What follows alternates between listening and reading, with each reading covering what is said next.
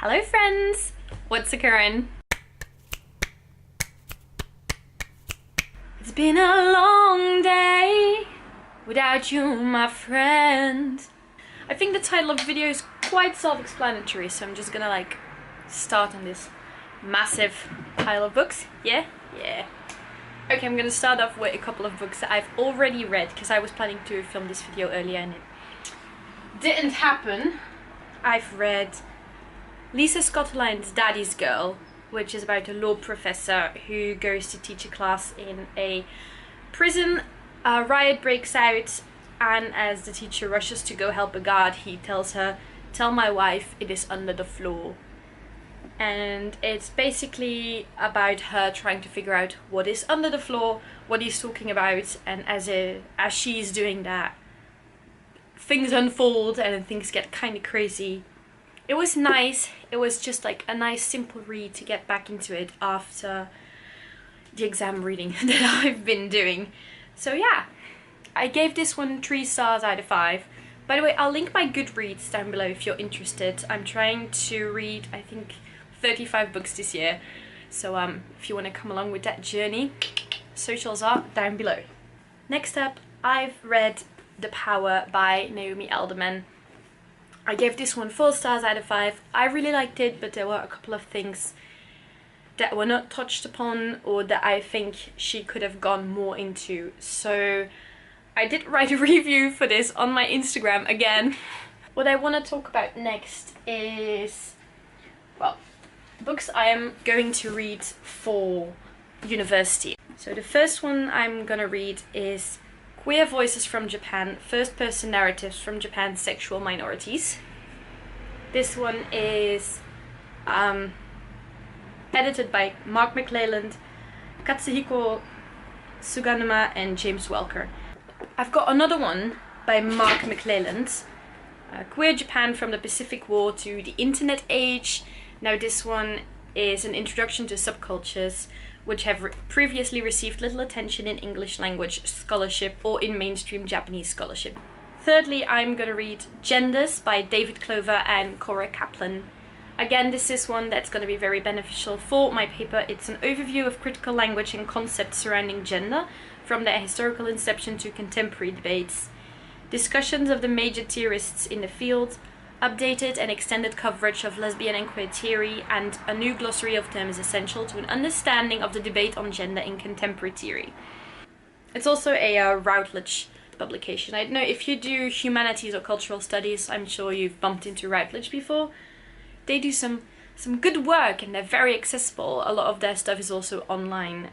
Moving on, I'm going to read Annie M. G. Schmidt's Impressies van een simpele ziel, which is, Annie M. G. Schmidt is a Dutch writer. A lot of my absolute favorite children's books are hers.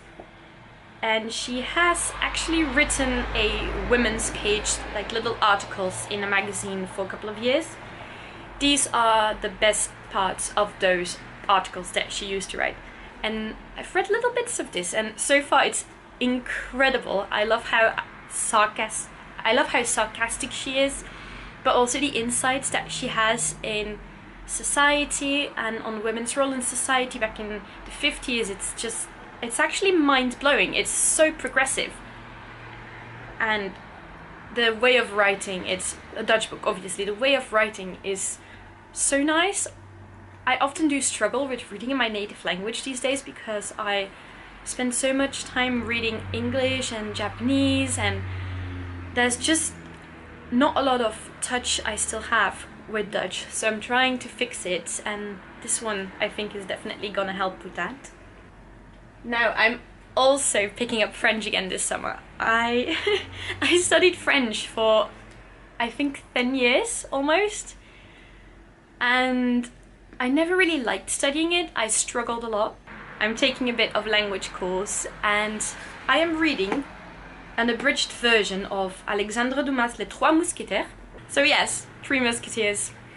I think everyone knows what this is about. It is about 3 musketeers. Another French book I want to read is Hector Malot's Sans Famille.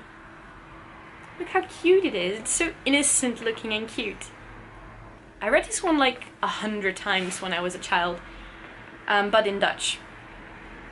and now I want to try and read it in French. Again, I read 129 pages of this before I went to Japan, I think the summer before, while I was supposed to be studying for my exams, but I didn't. Just read French because, you know, that's how you deal with stress. You procrastinate by learning another language. Rebel, rebel. Yeah, this is about a child who gets adopted by this woman and her husband. The husband goes away, he didn't want the child there. When he comes back, the child is still there, so he sells the child to a traveling musician who has a dog, a monkey, or 2 dogs and a monkey, and they are traveling around France.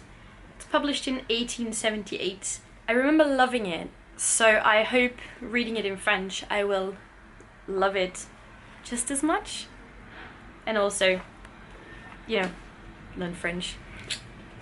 Another book I'll be reading is Hiromi Kawakami's Manazudu. I think I included this one in a previous video I did actually, but it's about Kay, this woman who lost her husband 12 years ago. She can't stop thinking about her husband even though she's dating another man who's married. But yeah, she has a word in his diary, which is Manazudu, which is the only key, the only clue she has about his disappearance. She is actually the writer of Sensei no Kaban, Bag of the Teacher, Teacher's Bag. That was really good. So if this is a good translation, I'm assuming I'll really enjoy this. Okay, we have moved back into English territory. I will be reading The Book Thief by Marcus Zusak. Yeah, it's 1939, it's Nazi Germany. The country is holding its breath, death has never been busier. Liesel, a 9-year-old girl, is living with a foster family on Himmel Street. Her parents have been taken away to a concentration camp. Liesel steals books. Same, I mean, I would too. This is her story and the story of the inhabitants of her street when the bombs begin to fall. This year I got a lot more interested in the Second World War and the history around the concentration camps. For a long time I found it a very difficult topic because it just always felt really close to home. But I realized that by not knowing anything about it, I'm actually doing history a bit of injustice, and as a history, a culture student, as someone who is really interested in society and how it evolves, I feel I should probably read more about it, and not just history books but also books about that period. Sorry if you can hear cars. But yeah, The Book Thief is one that's been on my list for a while. I started it, I put it down again, I picked it up again, I put it down again, but this summer I'm gonna try and get through it. Boom. Another Second World War book is, well, I've got a Dutch version again. It's De Apotheker van Auschwitz by Dieter Schlessak, which is a romantified version of a real story. How do you say it? Like a fictionalized version of a real story about the Auschwitz concentration camp, and especially Birkenau, where this doctor, Victor Capesius, was someone who played a really big role in picking the people who would go to the gas showers. It is described as a documentary slash novel. Next on the list, it is quite an extensive list.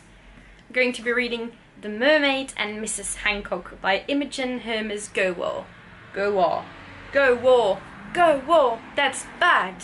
It is about a merchant who discovers that one of his captains has sold the ship of the merchant for what appears to be a mermaid. As gossip spreads, everyone wants to see Mr Hancock's marvel. At an opulent party, he makes the acquaintance of Angelica Neal, the most desirable woman he has ever laid eyes on, and a courtesan of great accomplishments. This meeting will steer both their lives onto a dangerous new course, on which they will learn that priceless things come at a greatest cost. Now I must admit I picked this one up for the cover, because isn't it just absolutely gorgeous? It's sparkly, I love the design, and it's just such a beautiful book. I don't usually pick up books for the cover, but for this one I could bear to be a bit superficial, because it's just so beautiful, and even if I end up not liking it, you know, at least I'll be able to take very beautiful pictures with this one. At the same time I picked up that one, I picked up Sleeping Giants by Sylvain Neuvel. I picked it up not knowing it was part of a series, so I'm a little bit stressed out about that, because I hate not finishing series, but if I don't like it, this was a bit of an impulse buy. So yeah, I don't know, I hope I like it. It says, as a young girl, Dr. Rose Franklin made a life-changing discovery. Hidden deep underground, she found an enormous, ornate metal hand. Test proved the artifact predates all human civilization. So, a little bit of science fiction. Not too long. This one, oh, it is like 370 pages. Okay, it is quite long, but I think it will be fine. It's just a pocket, so this one's gonna read a lot faster than the full-sized hardback books that are 500 pages. I am rambling. Okay, yes, again, a gorgeous cover. I think you can see a little bit, oh, is that focusing? I think you can see a little bit of a theme from stuff I picked up that shopping round. Everything's just really sparkly. I also plan to read Roald Dahl's Deception, Tales of Intrigue and Lies. Now I love Roald Dahl's children's books. And in English class in secondary school, we read Lamb to the Slaughter and The Host, the Hotel, the Motel, something like that. And both of those short stories were actually incredible, and they've made a very large impact on how I view literature and what kind of tales I enjoy. Secondary school's English class shaped me. Like, it made me who I am today. On the back, it says, enter the dark and deceiving world of Roald Dahl's stories for adults. Among 10 tall tales of deception and cunning, you'll read about how revenge is sweet when carried out by someone else, how to get away with a perfect murder, the old man whose wages end in the most disturbing payment, and the card sharp so good at cheating that his life takes a sudden turn. And the Times says it's the absolute master of the twist in the tale. So, yeah, I don't think this one's gonna disappoint me. Like, I have very high expectations of this. Don't let me down, Roald. Please. I trust you. Next on my list is Ready Player One by Ernest Cline. Again, this one was one I wanted to read a lot sooner. I think I saw it first in Clothes Encounters book video, and she really enjoyed it, and it's been on my to-read list ever since, but just never really got around to it. Then it was on sale, and I know my brother was looking for stuff to read as well, and I thought he'll probably really enjoy this, and I can read it as well. So, double win. Excited to get started on this one. Just gonna really quickly read the blurb. It's the year 2044 and the real world has become an ugly place. We're out of oil, we've wrecked the climate. Famine, poverty and disease are widespread. Like most of humanity, Wade is obsessed by the ultimate lottery ticket that lies concealed within the alternate reality.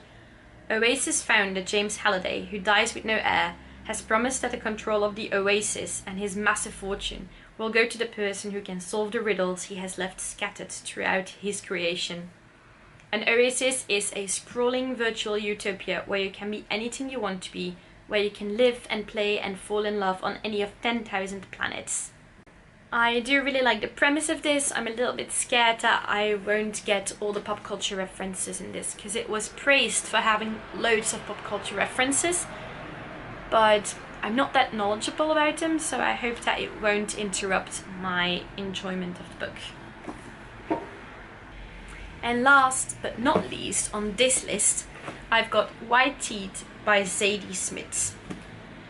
Again, according to the Times, a funny, generous, big-hearted novel, adored by critics and readers alike, dealing, among many other things, with friendship, love, war, 3 cultures and 3 families over 3 generations, 1 brown mouse, and the tricky way the past has of coming back and biting you on the ankle.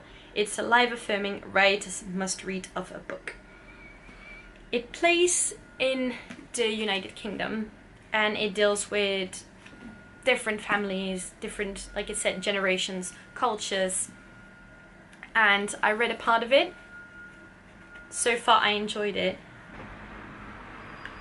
And that actually concludes my list of books I want to read during the summer 2018. Thank you so much for choosing to spend time with me. It's been a long one again, but I'm so happy to have had you here. Do all the social stuff. Leave a like, subscribe, comment, all that good stuff, and yeah, I'll see you in the next one. Thank you so much for watching. Bye! Promise me